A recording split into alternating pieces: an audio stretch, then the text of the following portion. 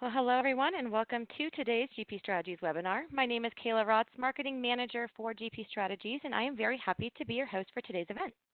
If you've joined us before, we are glad to have you back, and if this is your first webinar with us, well, a big welcome goes out to you. We have a great discussion planned today. Colleen Crawford has joined us to talk about SuccessFactors' new LMS administrative features.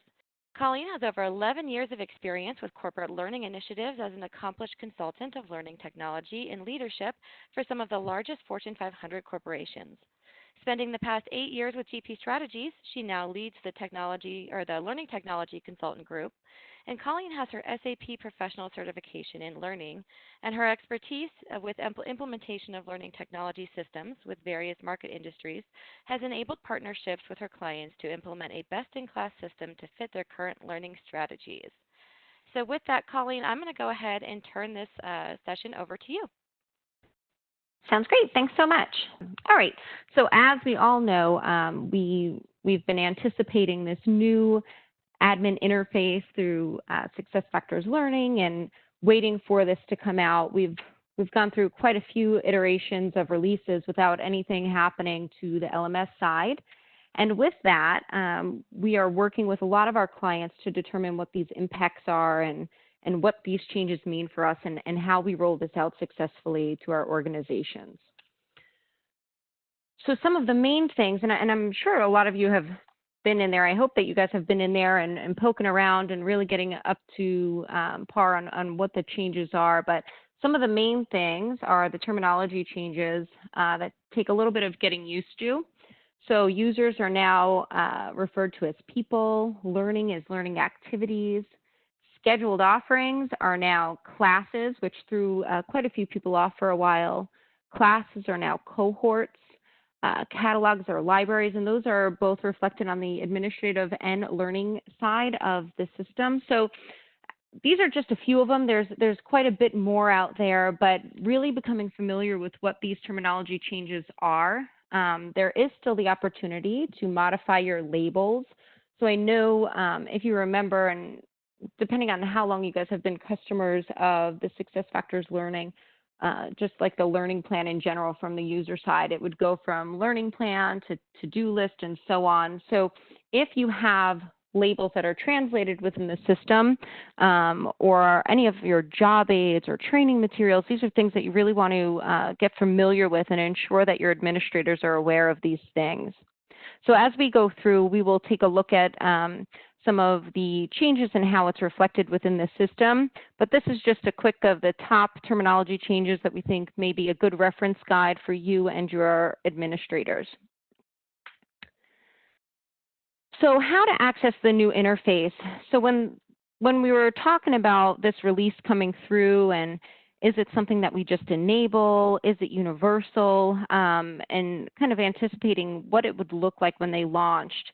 And as we're aware, it is enabled for everyone. So it was within preview. They've since pushed it to production. So you have access current state to look at the old interface and the new interface. And there's different ways to navigate there. So some of your administrators just may continue going through Foundation and the dropdown, which we'll get to in a moment. But if they were to navigate on the home page of your Foundation, there's a new tile for learning administration, and this will direct you right into the new interface. Now, if we want to continue going to the old interface, if we go to our Admin Center and to our learning administration, how we would do it previously, that will bring us to the old UI. So there's different ways to kind of navigate back and forth, depending as to how your administrators are trained and programmed and how they've accessed it in the past. There's different ways to get there. Now, in addition, if they are in the old interface, if they're paying attention to the welcome page, you have the option here as well to click here, and this will launch in the new admin interface. So there's a couple of different ways to navigate, and depending as to how many administrators you have, because it is in production, it's something that we want to start communicating and having that plan to ensure that your administrators are aware of these changes that are happening. Okie dokes. So as we go through, the new interface, if you haven't seen it, which I hope that you have, looks a bit different.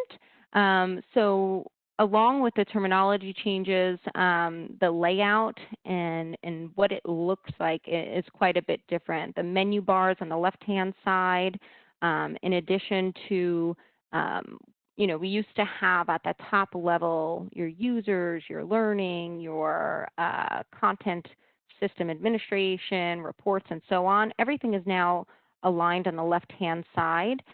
So it does take a little bit of becoming familiar with how to navigate the system, but it is pretty intuitive once you're in there. It's just a change, right? So as mentioned earlier, I've been working on this product for over 11 years when it was previously Plateau, and my brain is programmed to go to specific places. So I try to go into this new interface as much as possible so that I'm becoming familiar with it. And I would suggest the same for you guys. But in general, you have your menu on the left-hand side. And then if you can see where the arrow is pointed, if you are working in one of your records within the system, we can then expand and have a full view into it. Okay, so one of the things that I was most curious about was how much is this really changing? And if you've noticed over the last couple of years in releases, they started moving things like programs into this new design. Some of the things like the item wizard, which we'll get to, had a new look and feel. So I was really curious to see, with all of this removing of Flash and new admin interface, how much is it really going to change and be affected? One of the things which I was glad to see hasn't changed much is the searching and filtering, because this is pretty robust when it comes to reporting or searching. So the searching and filtering is the same. Anytime you have saved searches, any of your filters of custom columns, that all remains the same, which is fantastic. And then it's the same aspect for when you're generating your reports and filtering out. This is also great because I'm not sure if any of you guys utilize like you're searching from, say, like an item or a user with the download search results. I use that sometimes to query and pull reports that may not be available within the report center. So this is all the same. I feel like a lot of times when you go through your 5-day initial administrative training, we spend quite a bit of time learning how to get certain records and query certain things using this search and filtering. So this hasn't changed, which is fantastic. Alrighty, so item creation. If you haven't done so yet, when we are creating an item, this has changed quite a bit. So when I mentioned previously, we had the item wizard. So if you recall, we would choose the classification up front. So whether it was our online, our ILT, blended, or other classification, and then that wizard would kind of walk you through what is required, whether it's adding a default segment, adding online content, or both, whatever it may be. So it kind of helped as a training guide and an ease of use for your administrators to say, here's the progression of how we create an item for the item type that you're looking for. Unfortunately, with the item creation, it has been modified quite a bit differently. So when we create an item for the first time, and this is a screenshot from the system, it's asking for very minimal information, but every item that is going to be created from this view is just the item shell. So things like identifying your classification, your segment length, the description, and so on needs to be done after any of like those updates need to be done after your item creation of your shell, which is a little bit of a difference. So part of what we're talking through with our clients is what are these changes and how do they impact? So for a super user, someone who's in here on a daily basis, they'll quickly identify the things that they need to do. But for your lower level admins, and think about the different roles that you have within your organization and the different roles of administrators, how often they're in here, and how we communicate some of these changes. Now, one of the things that I'll also mention here that came up was around our record configuration. And our record configuration in the past would also dictate when we're creating items what's required, what's displayed. If there's things that we weren't utilizing previously, we had a little bit more order of when they're creating the item shell, what's available. And that's since been removed from the new admin interface, your record configuration. But one of the things to be aware of is that what you currently have will be pulled over. So now is an opportunity to really identify what your record configuration is set at and ensure that that's being brought over when they remove the old admin interface. Okie doke, so we're going to go and continue through the new record navigation layout. So within an item, this looks a bit different. A lot of our records now, the layout is very different. So if we recall, up top we had our list of fields. We would click Add More or View More and see everything that we've had identified as required, your custom fields, and so on. Everything now is on this item details, which is the view we're looking at now. So once we create our item shell, now we have to really go in and kind of navigate this record to ensure that we have all of the updates. So for things like any of your custom columns, your catalogs, or anything like that, your source, your hours, your contact hours, subject areas, prerequisites, that's all going to be done once the item shell is created, how it was previously. But there are a little bit of a change of where things are located in the layout of the system. So if you can see on the right-hand side, we have actions at that drop down. So if you remember, it used to be in the actions. It's really not much different. We just have to click that down arrow to ensure that we see things. So the same functionalities are there from an item perspective. We can assign it. If it's an ILT, we can schedule it. We can modify our cover pages, sending our email notifications, revising, copying, deleting, and so on. So that's all pretty much the same in the same type of vicinity of where it previously was. So that should be something easy to navigate to.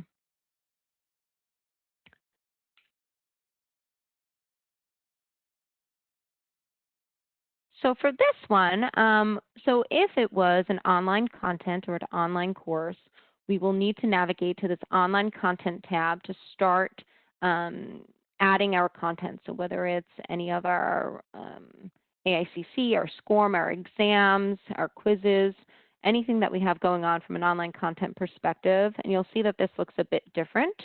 And there are a couple of different things that we need to chat about here. So we have the ability to have one view and see all of the things that are going on. You'll see that the content ID, the content type, it automatically pulls in. So it's really consolidating a lot of the things where we used to have a couple of different clicks to get into. Now you'll see on the right-hand side where we have that edit. If we are going to edit our content, we can do that there.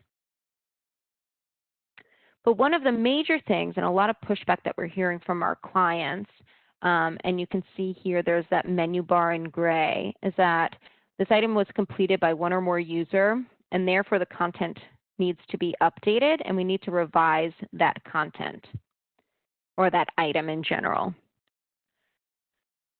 So in the past, if we were a minor change and we wanted to add the online content, if we needed to modify, add a quiz or an exam, we can do so without revising the item. So if it was a minor change, if people have completed it as part of a curriculum in the past, no big deal. We don't have to worry about revising previous items. But in the new version, if there is any change to online content, whether you're swapping out your content object, whether you're changing the order, if you are adding a new requirement, say an exam associated with it, the system is forcing us to revise that item in order to do so.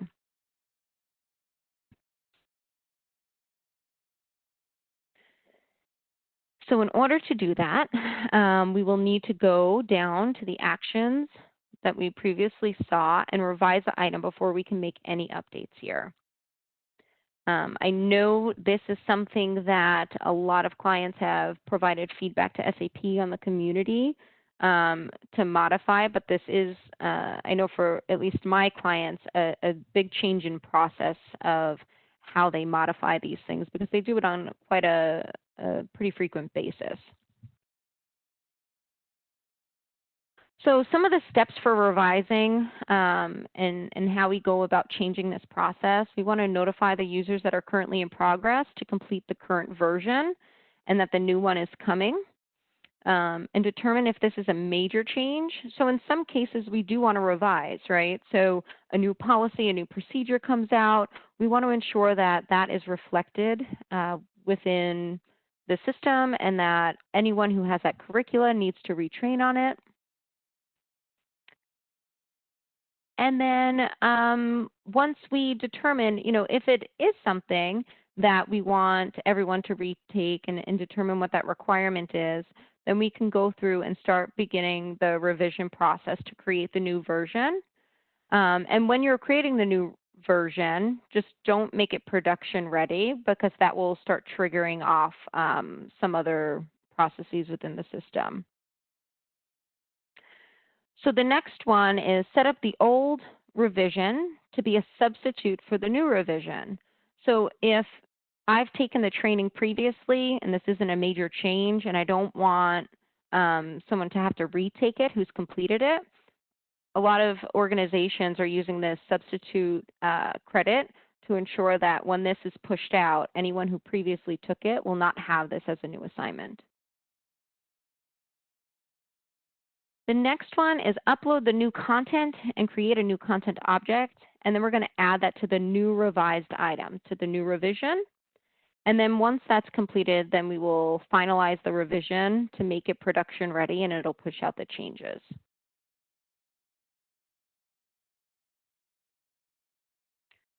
All right, so this might be something that you guys can kind of reuse as part of a step process.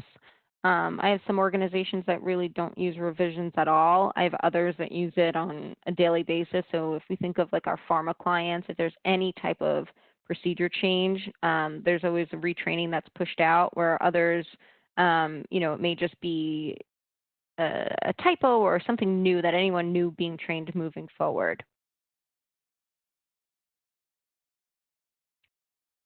Okay, so the next one, so if it was for an ILT, so as we mentioned, one of the terminology changes where it used to be segments and we added all of that information, there's an agenda template. So this is where we start building out our segments, our old segments within the agenda template. So we would have, the day, the description, duration, the delay, start, and location type. So all the same fields that we previously had.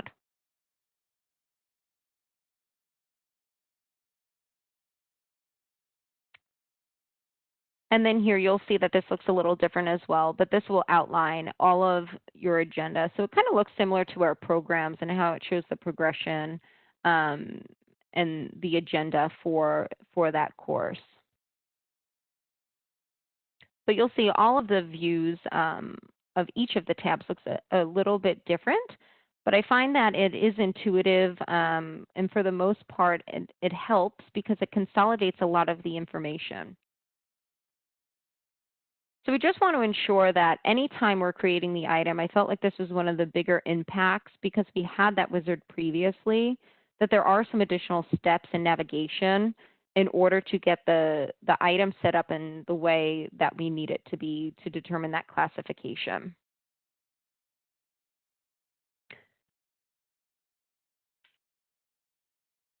All right, and this is in regards to the record configuration. So when we were on that first item screen, we talked about the record configuration. Now, some of this you may not be aware that this was even a capability. So we have a lot of clients that we come in and we do health checks for down the line, or we reevaluate their configurations. And this was determined during your first implementation. So anytime you're adding, say, a new custom column, we can determine if that field is visible, if we want to set it as required. If there are fields that you're not using, so say you're not using CPE hours or shipping or the source, in order to streamline the view for your administrators, you can hide some of those. So this may be something that if you haven't looked at it before, you definitely want to take a look in the near future, especially to clean up some of that item creation page. Now, SAP is talking about the possible plans to reactivate these capabilities in a future release. So hopefully that will come back, but for the interim, this may be an opportunity for you guys to take a look.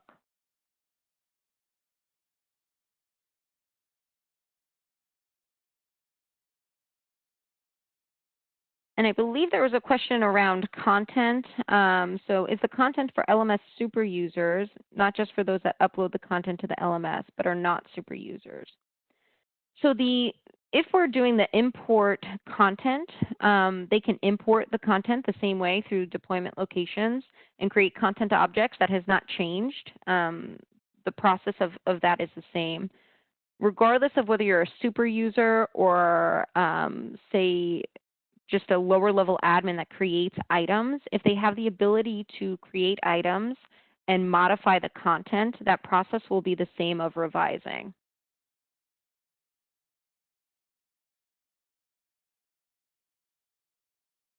I hope that answered, and feel free if it did not, we can cover that again.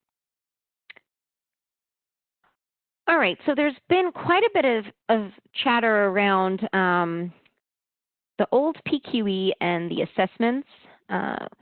We have a lot of clients that have been on the system for quite a long time, and as we recall, they came out with this new methodology of quizzes and the new interface, which is, I find, much easier to work with that tool than PQE. And they started developing quizzes like crazy to get everyone to move over, and then they came up with this concept of assessments, which brought in things like objectives. So they went through this development cycle of, okay, quizzes wasn't enough, so now we're going to start building our assessments. And within there, what is it lacking that PQE had? And a lot of clients were saying, you know, we need objectives, we need the ability for timed exams or for proctored. And we have a few clients that said, well, we can't move to assessments until these things are in place. One of them being timed and one of them being proctored, which I think are the two main features that we're waiting on. Well, they've now released the ability to have timed assessments within the new assessment tool. And we'll talk a little bit later about what that means in starting that transition off of PQE. So if we're still waiting on proctored, which we still have quite a few that are waiting for those, we're going to have to wait a little longer till our next release in October, I believe, is when they're slotted for including that. But we want to kind of start transitioning, and if we're still using legacy PQE, determining what our path forward for that is. So this is just showing where we can do the timed assessments and enter in the duration. All right, and then we'll notice as we're going in the assigned and completed items, so we're on a learner's record here, they've improved the display. So in some cases, when we have really long lists of whether there's a lot of requirements or completed items, someone's been with the organization for 15, 20 years, the old interface, it was a bit hard to go through and try to scroll through. So they've added within the new UI the ability to search and navigate a bit easier. So here you can see the new filters. You can pull up, you can determine from here whether we want to see completed items, other needs, and really filter out that option to narrow down your list. I found in the past we would have to run reports if we really needed to get some of that detail in an easy consolidated view. So this is just some of the features that you'll see through in the system, whether it's sorting, navigating, filtering down to get the results that you need. So they're doing a really nice job, I think, of consolidating, having things in one view without having to click in multiple places or having to go into, say, like a report to pull some of the information. All right, so this is a quick one. The learning plan report, they've included a failure date. So for those of you that have PRD and customize your reports, this is something that you may have already included in the previous, but within the learning plan report, you can now see a failure date. So if they were to fail a course, we've had a lot of clients request that they need to see that so that they can then determine the next completion date and so on. So this has been included as an out of the box, so you do not need to modify that report. Alrighty, so those are some of the key things. You know, there's a ton of material out there, and we'll talk through what some of those resources are. But what we're going to get into now is, and what we're hearing from a lot of our clients, is that they say, what are your recommendations? How do we prepare for this, right? So we've been talking through what it means to prepare, what will our administrators need, what are the timelines in order to ensure that this transition is done. Now, in the past, with some of the quarterly releases that they used to do, and now it's 2 per year, some of them were, you know, very minor. Some of them you needed to enable. So some organizations weren't really assessing everything that was happening. But with this big shift, and, you know, as you can see, the look and feel is completely different, and some of the terminology changes or processes, it is a bigger change that needs to be addressed. So what can we do to prepare? So we want to be reviewing the system and assess the impacts on the current business processes. So identify, you know, with item creation, or if you've never revised items in the past and now we need to revise those items moving forward, determine what impacts this will have on your current business processes, and identify who those stakeholders are. How are we going to communicate with them and develop a communications plan and determine, you know, how are we going to push this information out if you haven't already done so.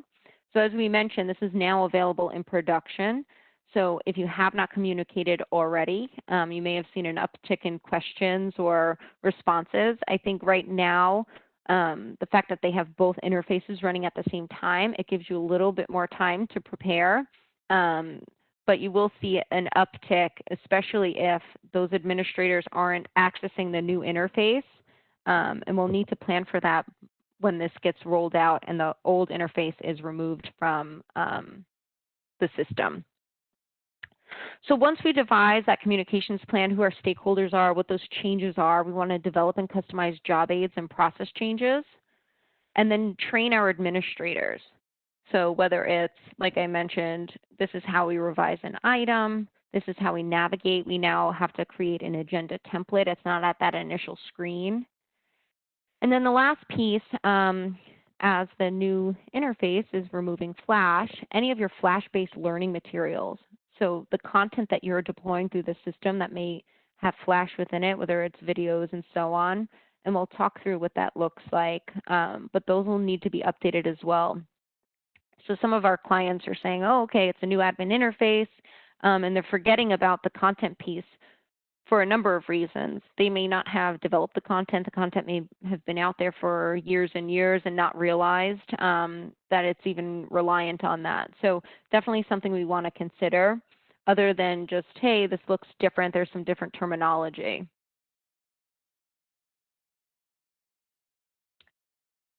So this is a plan that we've put together. So as we look at the dates that SAP is providing for when it's being released in our staging and production, and the plan that we just spoke about, what does that mean from a timeline? And I like this slide because it really gives you guys a plan of how you can facilitate and get this rolling if we haven't devised a plan yet. So as we've mentioned, we are looking in June. So this is really giving you the opportunity. It may be a little condensed depending as to when you are starting this, but assessing the system. It's now in prod, as we mentioned, and going through regression testing. So if you were to have a list of test scripts that you've used, whether it's for regression testing, for previous implementations, or for the previous releases, but really taking a look at your processes and testing those processes within the system. Now, we have noticed with some of our clients that we're doing this for that we have started doing this, and we've found a few things that have since been remediated. So as you're going through this testing and regression testing, really start submitting tickets to SAP. So there was an issue, if I recall, with assignment profiles where certain administrators had a domain restriction, and they weren't able to update the rules. And if we removed it, which for this client it wasn't a big deal because they didn't have something really restricted at that work level, but they were then able to update. Now, SAP, I think, is doing a great job of listening to all of the feedback. Everyone's submitting tickets and cases of issues, and they're putting in little patch updates of some of these fixes, where in the past I felt like we'd have to wait for one of the releases to come through. So if you're going through testing, if something doesn't seem right or you find an issue, really start reporting, because SAP is really relying on all of us to understand what's happening. And there may be cases that happen within your system that may not happen within someone else's, depending as to their configurations and setup. So I see another one around training. So once we go through our initial testing, right, we want to ensure that we understand the system, we're identifying our scripts, then we say, okay, this is what we're dealing with, this is how the system will align with our processes, and then we want to start training our administrators. Whether, from anyone from a reporting or creating an item, creating a scheduled offering, whatever it may be, I think there's some type of communication or training, whether it's formal training materials, formal training sessions, WebExes, job aids, and so on. So part of your initial assessment and coming up with that communications plan is determining what that training plan will look like. And then as we see in the green area, the communication is when we're going to start distributing the materials, because come October 16th in our preview and staging environment, the old admin interface will no longer be available. And then come November 20th is when the full move to production is. So one of the other questions that I'm seeing here is around bookmarks and latest used. So our recents, so some of the things have been removed, including those. Now, there's been some chatter about that coming into a future release, so we will have to wait. I think the biggest shock, I use recents on a daily basis and even my bookmarks, but those have been removed from the new admin interface, in addition to our search bar that we had up top, that if I wanted to look up a certain user or a certain title, it would bring back all of those results. So that has been removed as well. Can we now print an assessment answer key? I will have to look into that for you and determine if that capability is there. But I will for sure follow up on that one. And then, so great question, sample of job aids on the new processes, will they be available? Yeah, so I have a link I will share at the end of this call. So there is a list of, I believe I have it, give me one moment.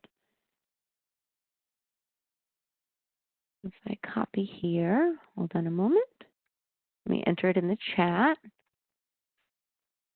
So the link that I shared in the chat, and we'll send it as a follow-up as well, is SAP's training materials. So it was a very quick turnaround, which is great. Now that link will provide you with all of the modules, and they have updated the administrative guide, some job aids within that as well. So you can download that material Now, one thing to mention in what we're doing with a lot of our clients is that it is in PDF formats of how you download. So if you were to take, say, the admin guide and that information, we're transferring that into very specified role-based PowerPoints so that we can deliver via WebEx. It used to be ILT, but in the times, so whether we're doing it in WebEx or creating training videos and so on. But it is a PDF version.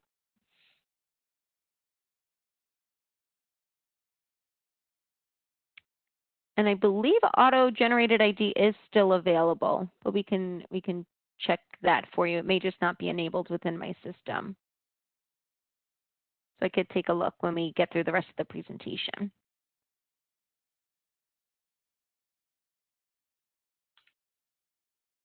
Okay. All right, so deployment considerations as we're talking through the timeline and what we're doing to prepare. So we want to start with the admins with the most permissions, get your super users in there. If they're not in there now, playing around in the new admin interface, I find myself that I love the old admin interface just because I've known it for 11 years. So I'm really pushing myself to only use the new admin interface, and I'm picking it up very quickly to determine where things are. But definitely want to start with your super users and your high-level admins, and then start going down to the lower level to get them up to speed. Now, as I mentioned, the SAP community, if you're not part of it or active, they have the training materials, which I just provided the link, but there's a lot of good materials and updates and a great space to see what's going on a day-to-day basis. I know I subscribe to it. I get emails multiple times a day of any updates, new questions that are coming through. So definitely a great resource that you can use and collaborate with others. And then encourage your admins to practice frequently performed tasks, such as creating an online item and running reports, whether it's scheduling courses. So getting in there, if you don't have formal scripts, but figure out what those processes are in your day-to-day activities and have them practice within the new interface. And then for organizations with a larger number of admins, hold Q&A sessions with the super users. So if you have a really large number of administrators within the system, this kind of goes back to our training plan. So whether we have a weekly Q&A session or a monthly Q&A session to say, hey, are you guys finding anything, any feedback from our lower level admins? And create a group that you guys can work with one another to help navigate the system and roll this out. And then we also want to take a look, so depending as to what your help desk looks like, evaluating your help desk forms. So where end users are requesting information, so whether it's new fields are required. So sometimes we have input forms that say, okay, you need to fill out this form for an item creation. And here are some required fields. Because of the way it's laid out and it's a little bit different, that form may need to be modified. The same is true for your help desk if they're helping administrators troubleshoot some of the things within the system, where they may have scripts of, you have the help desk say, okay, click here, click proxy, click segments, which is now agenda template. So all of those things need to be considered. Any materials that you have that are referencing the old should be reviewed to ensure that the terminology, the navigation paths, and the processes are aligned with the new admin interface.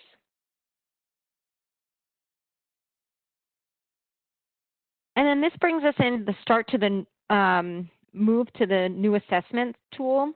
So if you have PQE, we've had clients that say, okay, well, we had everything in PQE, and moving forward, we're just creating everything in assessments, but they're still utilizing those PQE, the old exams within the system. And this is the timeline I just wanted to make people aware, because I know as we're talking through the new admin interface, people are not really understanding what impact this may have. So creating new PQE exams is going to be removed in Q4. of 2020, and the same as creating new questions in PQE. This is all in the anticipation of the proctored exams will be part of this, which I know a lot of clients are holding off on. So again, adding existing PQE exams to items is going to be removed in Q4 2020. And then editing, we have a little bit of time for the PQE editing of existing questions and exams. And then even the end user launching those will be Q2 of 2021. So what we need to do is identify the exams that are still in use in the old exam, devise a plan to migrate questions into the new assessment format, and then we manually need to create those assessments. So it's not like a 2-day process, depending as to how many exams you have. When we're exporting and importing into the new question format, sometimes takes a bit of manipulation and manual intervention to get them in cleanly. And then we have to manually create those assessments and tie those questions and or objectives. So it is a bit of a process with some manual within there that we need to account for. Now, we have some clients that say, okay, well, the old legacy exams we're no longer using. They're not even worrying about those. It's just ones that are still being deployed and used within the system.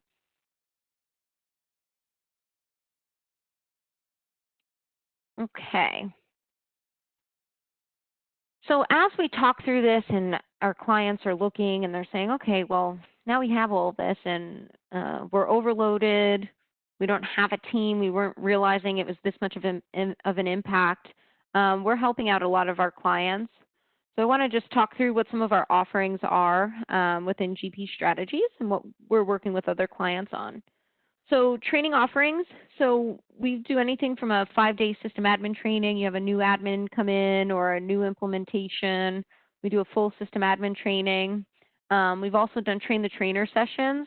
So if you have a set of maybe 5 super users that need to be trained and upskilled, we can do a train the trainer to ensure that you can then deploy to your lower level admins. We're working with another client right now on role-based admin training. So they want to ensure that every single role that they have of the administrator has a very customized designated training session for them with the materials. And then also for future, in general, we do a lot of PRD or the report developer training. So any of your custom reports, you know, and get trained on that as well. So change management. So as we're talking through this, and it is a big change, we can do customized training. So whether it's live Q&A sessions, video simulations, so walking through demos and having that as reusable materials, PDF materials that can be then deployed out, understanding what that communication strategy and your communication plan is and how we're going to deploy that to the organization, and then we help you execute the plan as well.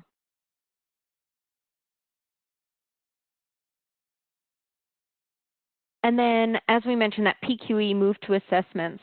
So we have clients that use the old exams and didn't realize what that entailed, and they have hundreds and hundreds of these exams. So we're working with them to assess the process of the data and plan for migration, exporting and reformatting those active questions. Then we're importing those into the question library, resolving any of the deviations. As I mentioned, sometimes they don't cleanly import. And then manually creating those exams and assessments and then verifying all of that data came over properly. Now, a lot for our validation clients, we've been pulled in for some of that. So test planning, developing a master validation plan. So depending if you have a process that you need to follow through any of these changes, your risk assessments, your user and functional requirements, your trace matrix, and all of your test scripts and so on. And then similar to the PRD training, if there are very customized reports that you need, we do have a team that does all of our custom report development. So they'll identify your report gap analysis, they'll create your custom reports, whether they're performance tuning and enhancing some of the out-of-the-box reports, and so on. Now, one of the other things, and I'm not sure if you're aware and if you use external sites or external users for native login, but that's been removed or being removed. So there is an external user interface that's deployed through Foundation. So we do have a team that also works on that to ensure that, updating the data model, ensuring that the users are created, whether it's through a feed and so on, and then assisting in any of your imports in UAT and training. And then the last piece that I'll get through is just the Flash conversion. So identifying what your old Flash is and how it needs to be redesigned. If that's something that you don't have content developers in, we have a group that can modify your content. And depending, so we have some clients, and I think I mentioned this earlier. So client A, which I have here, is just they have a lot of documentation. They understand their content. They understand where it is and the security around it. So for them, their scope was a little different because they had a clear plan of what needed to be changed. So they came up with a quick plan to identify a couple of subset courses that need to be modified. They convert, they test, and repost. So this is like our ideal client. They know what's going on. They know what they have. We then have client B, which, the system may be up and running for 15, 20 some odd years. There's content all over the place. They don't know who owns what. So this one takes a little bit more of an analysis for people to come in and devise a plan of where it is, the types of content we have, and what needs to be then deployed from a strategy perspective to be converted. So I got through those last two pretty quickly because I want to save time for questions. I see a couple coming in. So I'm going to scroll up and make sure I have them all.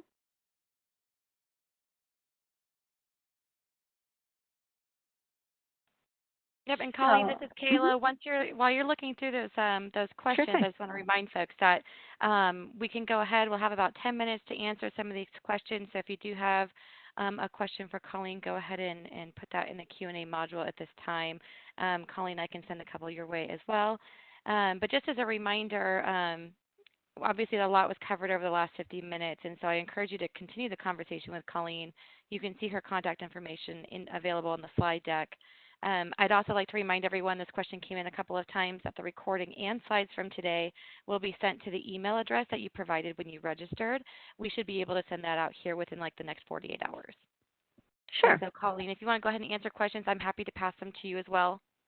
Sure. Yeah. So I see a couple here. So the quiz functionality, you had an issue with the multi-answer function not working. You submitted a SF community, did not receive a response. So if you're not getting a response on the community, I would submit a ticket with the help desk within SAP so that they can answer that question. I'm not sure the multi-answer, I haven't seen any issue there. But if you're not receiving a response from those within the community, I would suggest submitting and raising a ticket within SAP. The next one was around a report specifically for users that were assigned an item that's easy to use based upon a date. So there's an item status, it's called, where you can say, okay, everyone who took sexual harassment training 2020, I need a report of everyone who was assigned that training, and that will show the completion. If you need to see everyone who has it, who hasn't yet taken it, there's a learning needs report, it's called, which will show you everyone who's been assigned that training but has yet to complete it. Let's see, is this free? So all of these services that we chatted about are additional services that we provide. So you can reach out and determine if there are certain ones that you're interested in, and we can chat about what that scope would look like and the types of services that we have. But in regards to some of the plans that we've provided here, I think it's at least a good starting point to determine your timeline and the tasks that are needed for you to implement and roll this out. Does this report include workforce analytics dimension cubes? I am not aware of that question, but I can ask that to our reporting team and see if I can get an answer for you. Does the report, okay, that was the second question, sorry. I can find that out for you for sure. And I think those were all the questions that I had in the chat. I'm not sure if there was any privately that I had missed. Yeah, there's one more. It's around elaborating more on staging content, how to stage online learning to see if it passes, and then if it does, send it to production. I don't know if that's something that you can elaborate more on. Sure, yeah. So content in general, I think especially if it's internally developed.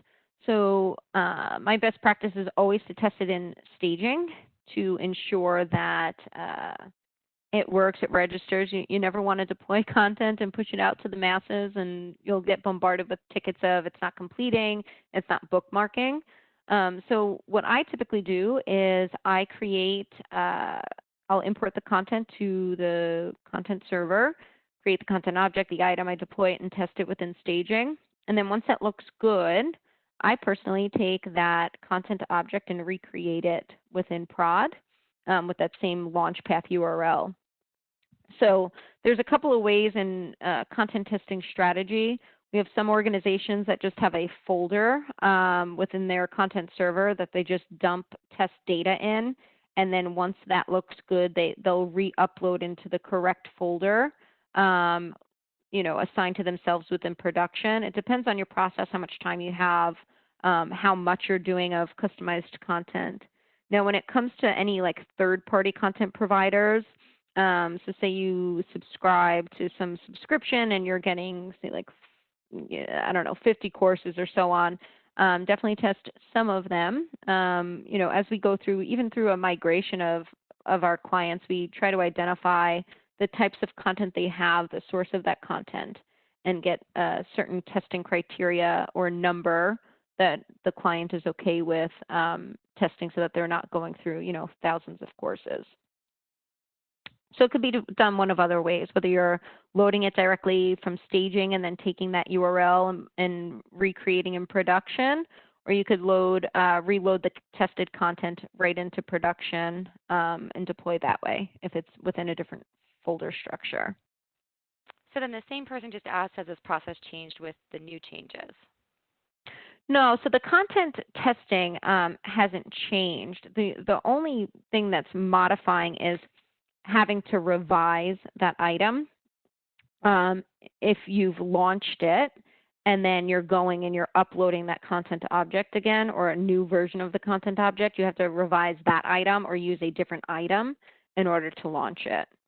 So where we used to be able to swap out a little bit in the background without revising, if you're going through that testing process, you'll still need to do that. Now, if you were a back way, if you had access to the content server itself and you wanted to just swap out a file on the content server, you can do that without revising the item, depending as to how you're approaching that. Now, one of the things that we tested, although SAP is saying that you need to revise, and I don't know if that's going to change in the next one, is that if you're doing that import content tool to like a deployment location, you can revise that way without revising the item, although I believe that's being modified. So we're pushing everyone to just revise the item at this time because that change is coming. Perfect. So the next question, in the legacy UI, when viewing a user record, the admin was able to sort the completed items by completion date. It appears that the new UI does not include that. Is that correct? I'd have to log in. I know they have that filters. I'm not sure if that filter is there, though, for the completed. I know that was assigned by. I'd have to check into that one in the system. I'm not logged in right now. Perfect. I can get you his info to follow up. Another question that came in, you indicated that recents and bookmarks were not going to be in the new interface, and that you suggested that it might be in a future update. Do you have any solid leads as to if this is more likely to be included, or is this just more of a hope? So there was mention, but I hold my breath a little bit until I see like a solid plan.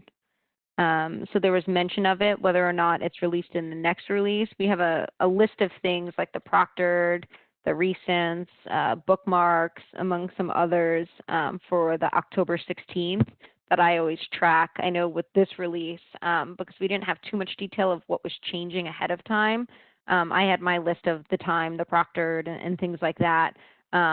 So it's definitely on our radar, and as soon as this release comes out, or we track some of the notes as they're provided from SAP to see what that is and how that'll impact our clients. So there's one more question around the current training materials, and I know you shared that link earlier. It's buried in the chat a little bit. If you can go ahead and take a moment just to add that link again, I think that would be really helpful for our attendees. Sure. Otherwise, it doesn't look like, thank you for doing that. Doesn't look like we have any more questions coming in. What I'll do is we'll go ahead and wrap things up, but I will leave this session open. So if you wanted to add another question for Colleen, I can collect those and send them to her to respond to you after the session. And with that, I'd like to say thank you to today's speaker, Colleen Crawford, and thank you to everyone who attended for your time and attention. I do hope that you're able to join us for future webinars. Our registration for those sessions is available on our website at gpstrategies.com under Resources and Webinars. I wish everyone a wonderful and productive rest of your day. Thank you. Thank you.